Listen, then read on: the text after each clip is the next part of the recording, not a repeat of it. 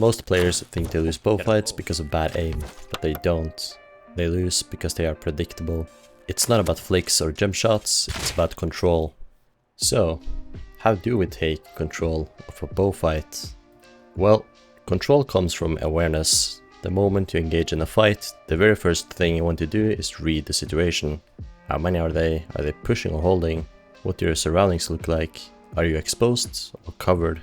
Once you get an image of what your current situation is, you then act on it. Assuming you're not heavily outgeared or outnumbered, consider actions to provide you with an upper hand. By utilizing high ground, terrain, even something simple as a tree can do wonders, as aiming at the central point of your strafing is no longer an option.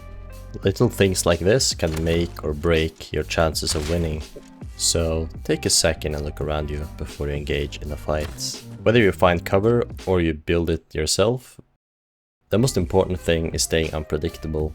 Make sure you don't peek the same angle too often. Your opponent will read your movements. The moment you become a pattern, you lose.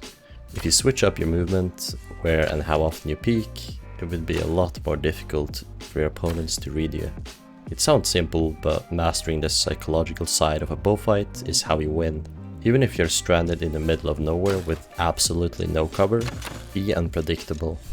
Make it look like you're having a seizure if you have to. If they can't read you, they can't hit you. But dodging shots is only half the equation. You still have to land yours.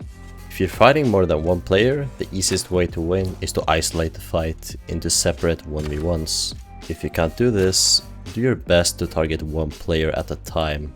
If you can down one of them, that's one less to worry about shooting you. To successfully land the hits, however, you need to read your opponents. Try to look for patterns and be patient. Shooting arrows without predicting your opponents is what will get you killed. Sometimes it's better to wait an extra second before shooting if you know exactly where they will end up. But predicting how your opponents move is one thing, but you also need to take arrow travel into account. Knowing how far to lead your shots based on distance and your opponent's movements is something that takes experience. When it comes to practicing leading shots, I suggest going on a bot aim training server like this. Once you start to get the hang of leading shots, you can then use this in junction with everything else on a bow PvP server, like this one. To summarize, make an image of your situation. Utilize your environment to your advantage, be unpredictable, and read your opponents.